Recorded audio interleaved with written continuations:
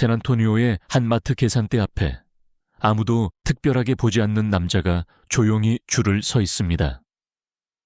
할인 스티커가 붙은 물건을 들고 오래된 청바지와 평범한 셔츠 차림으로 기다리는 그 남자는 사실 NBA에서 19시즌 동안 5번의 우승과 2번의 MVP를 기록하고 커리어 전체로 2억 5천만 달러 이상을 벌어들인 팀 던컨입니다.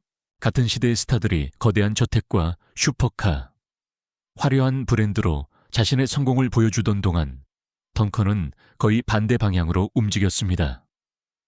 샤킬 오닐이나 앨런 아이버슨처럼 강렬한 이미지로 대중의 시선을 끌었던 선수들과 달리 그는 돈을 벌수록 더 조용해졌고 유명해질수록 더 평범한 자리로 돌아갔습니다. 이 차이는 단순한 취향이 아닙니다. 2015년 그가 오랫동안 믿었던 금융자문가 찰스 뱅크스에게 2천만 달러 이상을 잃게 된 사건은 이 이야기를 단순한 검소함의 문제가 아니라 신뢰와 선택의 문제로 바꿔 놓습니다. 그리고 덩컨의 이런 방식은 혼자 만들어진 것도 아닙니다. 그렉 포포비치가 만든 샌안토니오 스퍼스의 시스템 안에서 그는 화려한 말보다 반복된 행동으로 팀을 지탱했고 토니 파커와 마누 지노빌리 같은 선수들이 각자의 방식으로 빛날 수 있는 기준점이 되었습니다. 그래서 이 이야기는 왜 그는 부자인데 평범하게 사는가 라는 단순한 질문에서 시작하지만 조금만 더 깊이 들어가면 전혀 다른 질문으로 바뀝니다.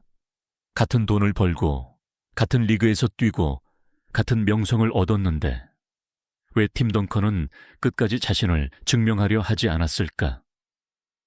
그리고 그 답은 그가 무엇을 더 가지려 했는지가 아니라 무엇을 잃지 않으려 했는지에서 시작됩니다.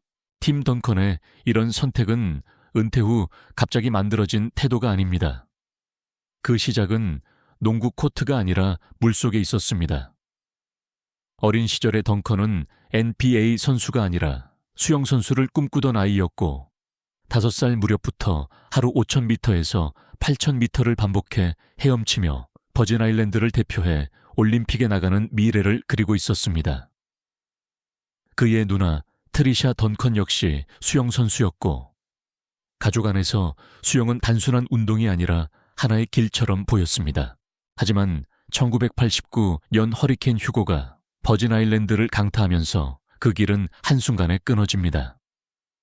섬에 있던 제대로 된 수영장이 파괴되었고 덩컨은 더 이상 익숙한 풀장에서 훈련할 수 없게 됩니다. 바다에서 훈련하는 선택지도 있었지만 상어에 대한 두려움은 그에게 현실적인 벽이었습니다. 한 번의 자연재해가 어린 선수의 꿈을 완전히 다른 방향으로 밀어낸 것입니다. 그보다 더 큰 상실은 얼마 지나지 않아 찾아옵니다. 14살이던 덩컨은 어머니 아이온 덩컨을 유방암으로 잃습니다. 당시 어머니가 그에게 남긴 말은 화려한 성공이나 돈에 대한 이야기가 아니었습니다. 무슨 일이 있어도 대학은 졸업해야 한다. 이 한 문장은 이후 던컨의 인생에서 거의 계약처럼 남습니다. 그는 NBA 슈퍼스타가 된 뒤에도 대학을 끝까지 마쳤고 돈보다 약속을 먼저 지키는 사람이라는 이미지는 바로 이 순간에서 시작됩니다. 이 시기를 지나며 덩컨에게 성공의 의미는 또래 선수들과 다르게 만들어집니다. 누군가에게 성공은 더 큰 무대와 더 많은 박수였지만 그에게 성공은 무너지지 않는 삶을 만드는 일이었습니다.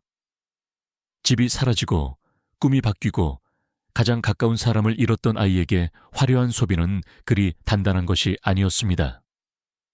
진짜 중요한 것은 오래 남는 것, 약속을 지키는 것, 그리고 다시 빼앗기지 않을 기준을 만드는 것이었습니다. 이런 배경을 알고 나면 훗날 그가 NBA에서 막대한 돈을 벌고도 왜 과시하지 않았는지 조금씩 이해되기 시작합니다. 그는 가난한 척한 것이 아니라 어릴 때부터 무엇이 쉽게 사라질 수 있는지를 너무 일찍 배운 사람이었습니다. 그리고 바로 그 경험이 이후 샌안토니오 스퍼스에서 그가 보여준 조용한 리더십과 돈을 대하는 태도까지 깊게 연결됩니다. 농구로 방향을 바꾼 뒤 던컨은 빠르게 결과를 만듭니다. 웨이크 포레스트에서 4년 동안 평균 16점 이상과 12리바운드를 기록하며 NCAA 최고의 빅맨으로 성장했고 1997년 NBA 드래프트 전체 1순위로 샌안토니오 스퍼스에 합류합니다. 이 선택은 단순한 신인 영입이 아니라 팀 구조 자체를 바꾸는 결정이었습니다. 당시 스퍼스에는 이미 데이비드 로빈슨이 있었습니다.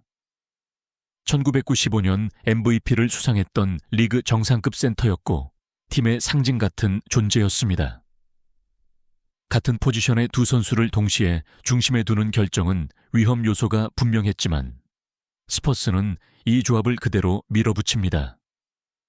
결과는 예상과 달랐습니다. 둘은 역할을 나누면서 충돌을 줄였고 오히려 수비 효율과 리바운드 지배력이 동시에 올라갑니다. 1999년 NBA 파이널에서 뉴욕 닉스를 상대로 시리즈를 4대 1로 마무리하며 첫 우승을 가져갑니다. 이 순간 트윈 타워라는 구조는 실험이 아니라 검증된 전략이 됩니다.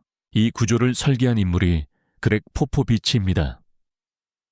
그는 스타 한 명에게 공격을 몰아주는 방식 대신 볼이 계속 움직이는 시스템을 선택합니다. 덩컨은 이 안에서 가장 많은 득점을 하는 선수가 아니라 가장 많은 상황에서 올바른 선택을 반복하는 기준이 됩니다. 이 기준은 숫자로도 드러납니다. 덩컨은 커리어 평균 19점대의 득점을 기록했지만 팀의 승률과 수비 지표에서는 항상 상위권을 유지합니다.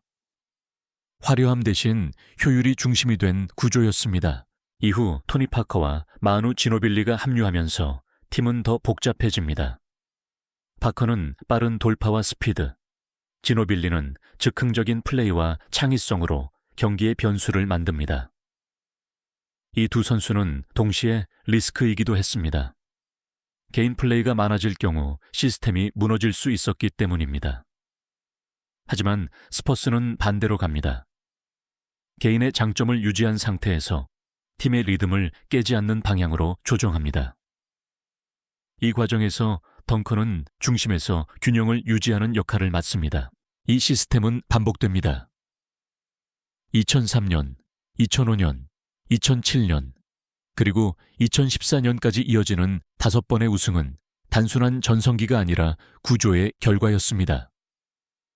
특히 2014년 NBA 파이널에서 스퍼스는 마이애미 히트를 상대로 평균 52% 이상의 필드골 성공률과 빠른 패스 회전으로 시리즈를 4대 1로 끝냅니다. 당시 마이애미에는 르브론 제임스, 드웨인 웨이드, 크리스 보쉬라는 강력한 개인 자원이 있었지만 스퍼스는 개인이 아니라 시스템으로 대응합니다. 이 지점에서 흐름이 명확해집니다. 덩컨은 가장 눈에 띄는 선수가 아니었지만 가장 흔들리지 않는 구조를 유지한 선수였습니다. 그리고 이 방식은 코트 안에서만 끝나지 않습니다. 같은 기준이 이후 그의 계약 선택, 돈을 다루는 방식, 그리고 문제를 처리하는 태도까지 그대로 이어집니다. 덩컨이 본격적으로 돈을 벌기 시작한 시점은 1999년 첫 우승 이후입니다. 루키 계약을 지나면서 그는 점점 더 큰 금액의 연봉을 받기 시작했고 커리어 전체로 보면 NBA에서만 약 2억 4천만 달러 이상의 연봉을 기록합니다. 여기에 스폰서 계약과 외부 수익까지 더하면 총 자산은 2억 5천만 달러를 넘는 규모로 올라갑니다. 이 정도 수준에 도달하면 대부분의 선수들은 한 가지 방향으로 움직이기 시작합니다. 더 크게 소비하고 더 눈에 띄게 자신을 드러내는 방향입니다. 이 시점에서 NBA 전체를 보면 흐름은 더 명확해집니다.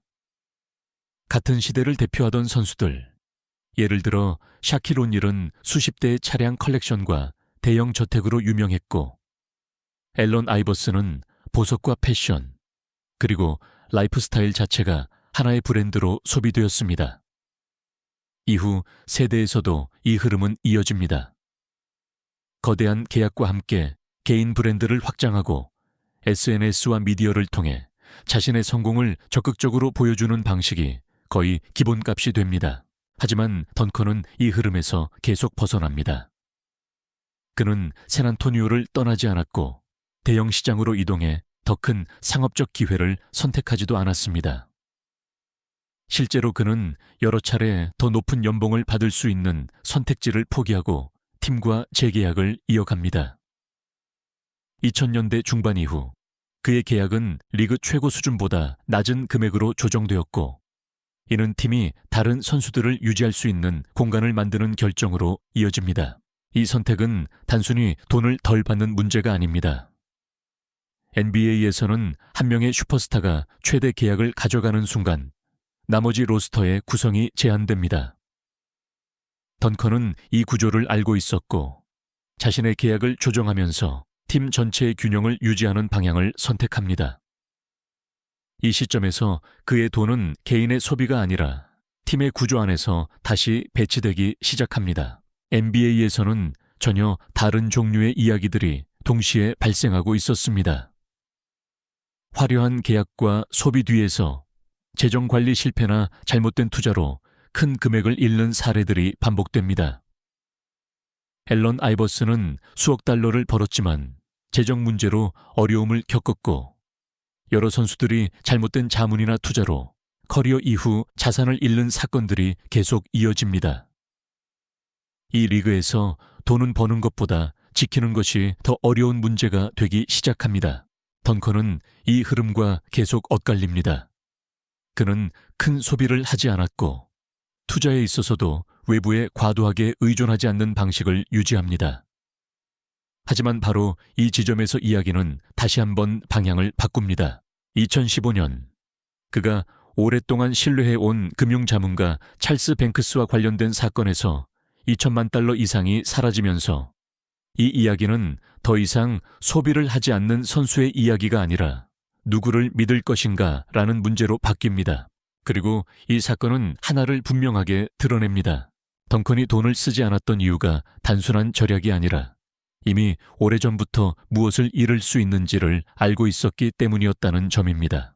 2015년 던컨은 자신이 오랫동안 신뢰해온 금융자문가 찰스 뱅크스와 관련된 문제를 인지하게 됩니다. 단순한 투자 손실이 아니었습니다. 조사 과정에서 드러난 금액은 2천만 달러를 넘었고 일부 자금은 허위 프로젝트와 개인적 용도로 사용된 정황이 포함되어 있었습니다.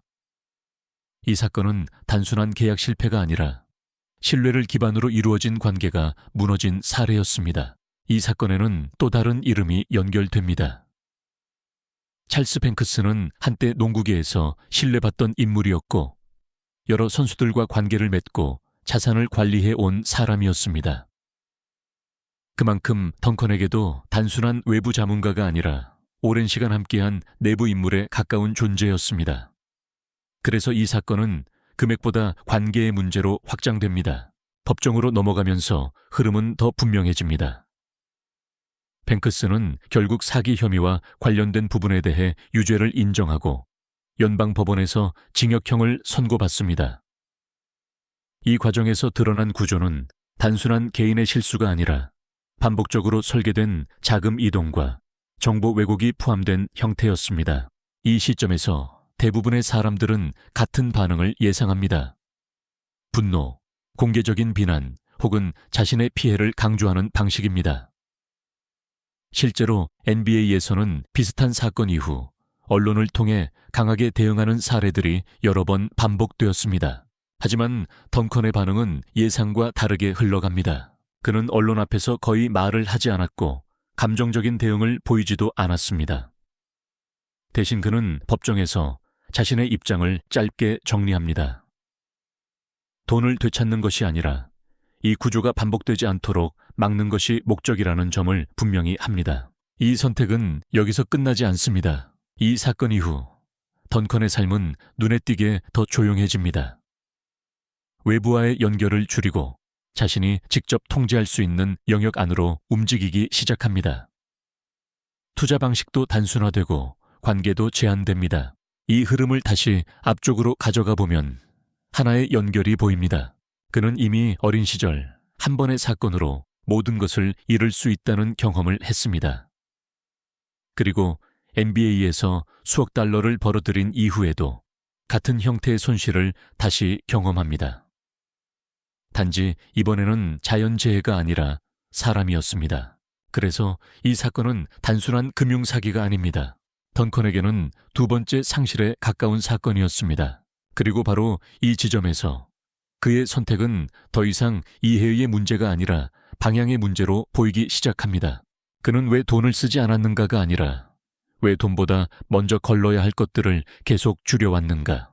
2015년 사건 이후 던컨의 선택은 빠르게 드러나지 않습니다. 대신 조용하게 방향이 바뀝니다. 코트에서 먼저 신호가 나옵니다.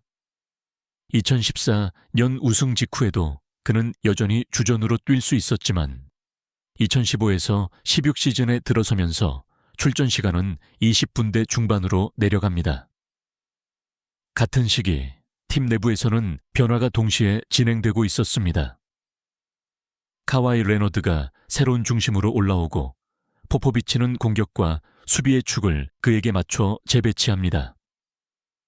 대부분의 슈퍼스타라면 이 시점에서 역할을 유지하려고 했겠지만 덩컨은 반대로 움직입니다. 그는 자리를 지키지 않습니다. 대신 구조가 바뀌는 속도에 맞춰 스스로 빠집니다. 이 선택은 계약에서도 이어집니다. 2012년 이후 그는 시장 가치보다 낮은 금액으로 재계약을 반복합니다. 같은 시기 코비 브라이언트나 다른 슈퍼스타들이 최대 계약을 선택하면서 팀의 셀러리 캡을 압박하던 흐름과는 다른 방향이었습니다.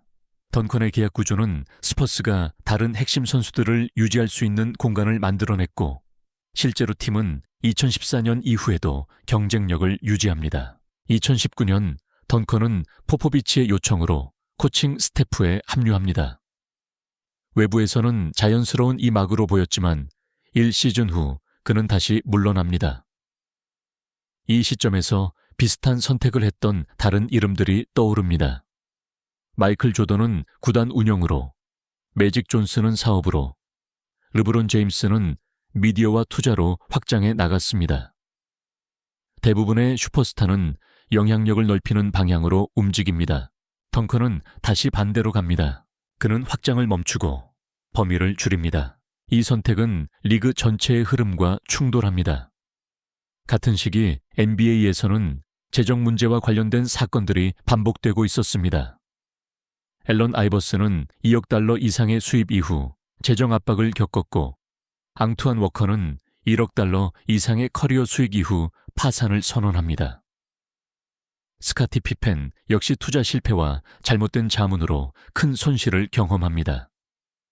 돈을 많이 번 선수들이 오히려 더 빠르게 무너지는 사례들이 계속 쌓이고 있었습니다.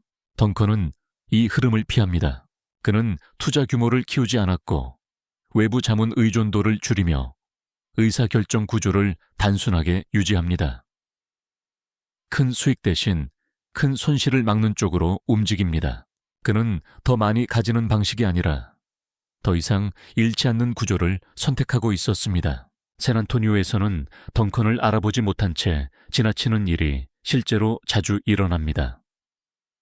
마트에서 장을 보고 계산대 앞에서 줄을 서 있고 아무 표시 없는 SUV를 타고 나가는 모습이 특별하지 않기 때문입니다.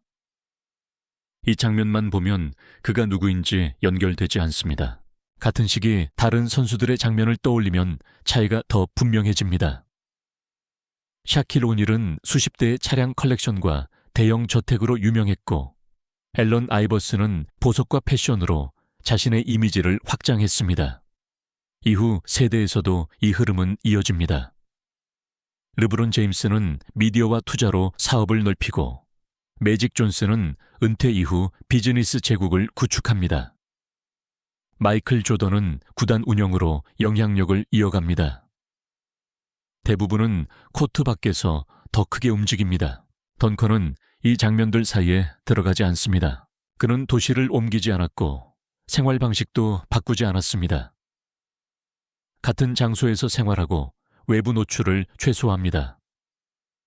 이름은 여전히 크지만 생활은 거의 보이지 않습니다. 이 점이 오히려 더 눈에 띕니다. 이 대비는 단순한 취향 차이로 설명되지 않습니다. 같은 리그 안에서 비슷한 수입을 만든 선수들 사이에서 한 사람만 완전히 다른 방향으로 움직이고 있기 때문입니다. 여기에는 배경이 있습니다. NBA에서는 돈을 많이 버는 것보다 지키는 것이 더 어려운 사례들이 계속 쌓여왔습니다. 앨런 아이버스는 2억 달러 이상의 수입 이후 재정 압박을 겪었고, 앙투안 워커는 1억 달러 이상의 커리어 수익 이후 파산을 선언합니다. 스카티 피펜 역시 잘못된 투자로 큰 손실을 경험합니다. 이 리그에서는 성공 이후의 선택이 더 큰 변수가 되는 경우가 많습니다. 덩컨은 이 흐름에서 빠져 있습니다. 그는 소비를 줄이는 쪽이 아니라 애초에 확장하지 않는 쪽을 선택합니다. 더 많은 사업, 더 많은 노출, 더 큰 이동을 만들지 않습니다. 대신 이미 가지고 있는 범위 안에서 생활을 유지합니다. 같은 돈, 같은 리그, 같은 명성 안에서 한 사람은 계속 확장하고 한 사람은 멈춰 있습니다. 그리고 멈춰 있는 쪽이 오히려 더 안정적으로 보입니다. 이 차이는 겉으로는 작아 보이지만 결과는 완전히 다르게 이어집니다. 이 이야기에서 눈에 보이는 사실은 단순합니다. 같은 리그에서 같은 수준의 돈을 벌어도 선택은 완전히 다르게 나옵니다. 어떤 선수들은 더 크게 확장하고 더 많이 드러내고 더 넓게 움직입니다. 그 방향이 틀렸다고 보기는 어렵습니다. 실제로 그 방식으로 더 큰 영향력을 만든 사례도 많습니다. 하지만 덩컨은 그 반대편에 서 있습니다. 그는 벌어들인 금액을 기준으로 움직이지 않았고 다른 선수들이 선택한 길을 따라가지도 않았습니다. 더 큰 기회가 없어서가 아니라 그 기회를 굳이 사용하지 않았습니다. 이 차이는 겉으로 보면 작아 보이지만 시간이 지나면서 결과를 완전히 갈라놓습니다. 그래서 이 이야기는 한 사람의 성격으로 끝나지 않습니다. 같은 조건에서 더 많이 가지는 쪽이 항상 맞는 선택인지 아니면 이미 가진 것을 유지하는 쪽이 더 어려운 선택인지에 대한 문제로 남습니다. 더 크게 보이려는 쪽이 맞다고 생각할 수도 있고 보이지 않아도 유지되는 쪽이 더 강하다고 볼 수도 있습니다. 어느 쪽이 맞는지는 정해져 있지 않습니다. 다만 한 가지는 분명합니다. 둘 다 같은 리그에서 시작했지만 마지막에 남는 모습은 전혀 다르다는 점입니다.